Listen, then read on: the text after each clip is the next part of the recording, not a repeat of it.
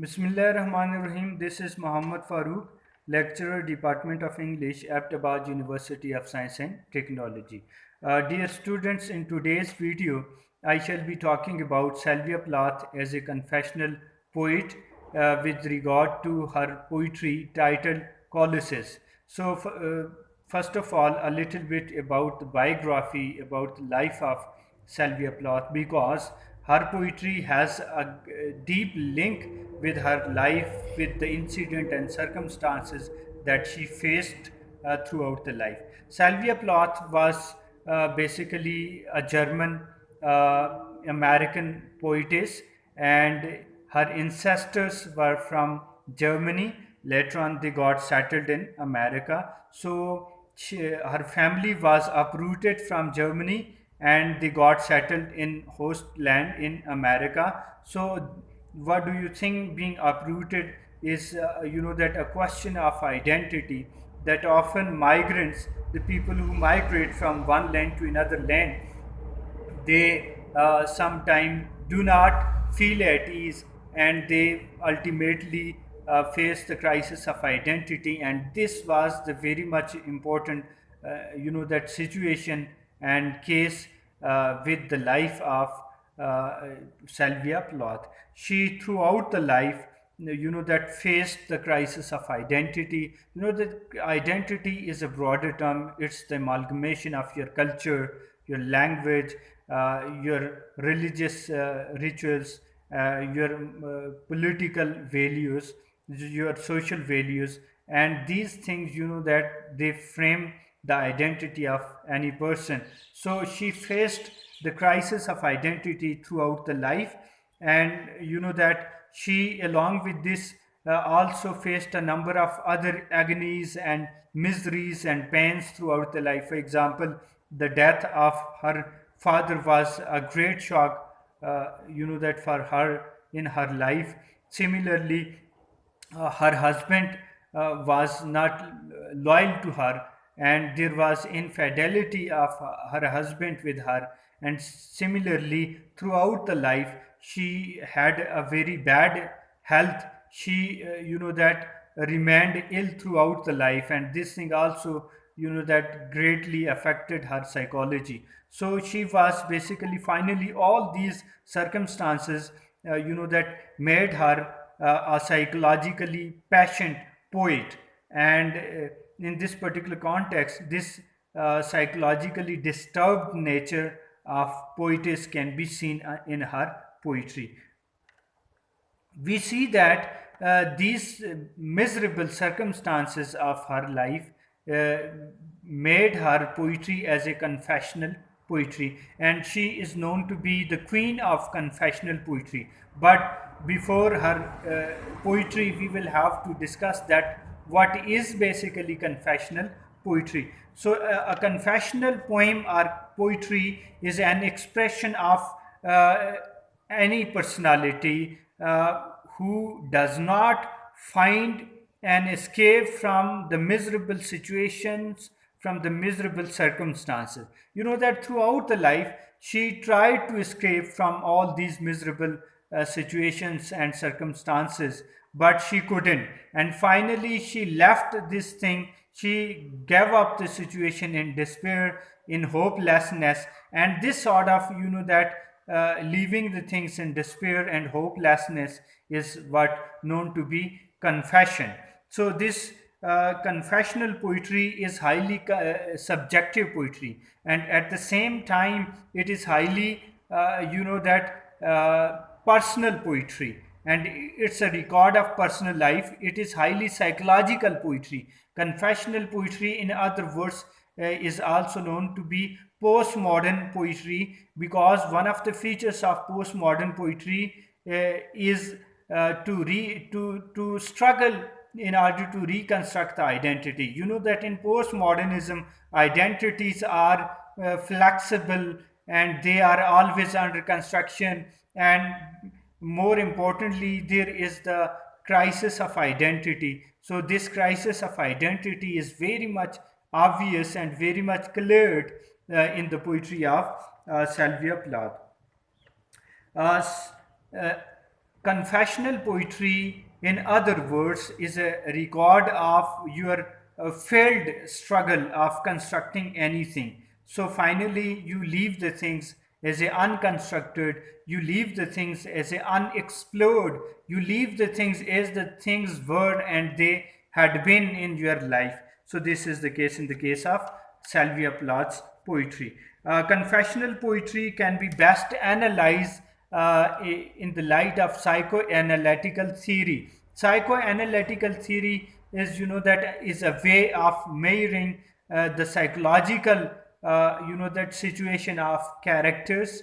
So psychoanalysis developed by Sigmund Freud, that helps us understand the psychological condition of the life, the psychological journey of the life. So as she was, that psychologically disturbed on account of all these undesirable situations in her life, so this thing is recorded in her poetry and it can be best analyzed through the approach of psychoanalysis.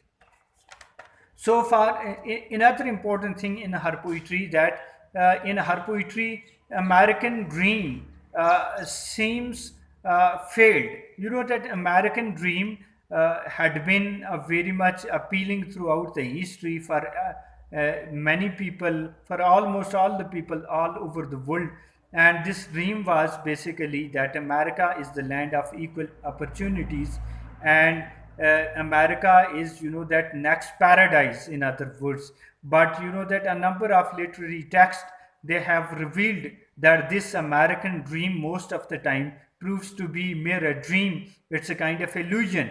It's a kind of daydreaming only. That people, they do not got settled and they do not uh, get, sorry, adjusted in this particular land, and finally, that they express their failure nature, their failed struggle. So for example, in the work of Arthur Miller, that one of the plays titled as a Death of Salesman, we see the same case, and same is the case in the poetry of Sylvia Plath. So far, the poetry titled Colossus is concerned, it was written in 1960, and it's a kind of, that collection of poems. It's a book, and this the title of the book is very much important. Colossus basically refers back to ancient Greek, and in ancient Greek, Colossus was, that used for the fallen god, and it was a statue, and this was historically significant statue. So this poem, in this poem, poetess, I mean Sylvia Plath, perhaps she is reminding the death of her father, and her father was like a god for her, and she had got a huge shock of the death of her father. So she, that this poem is a kind of an elegy, it's a kind of mourning poem, and it revolves around the theme of loss and the theme of mourning.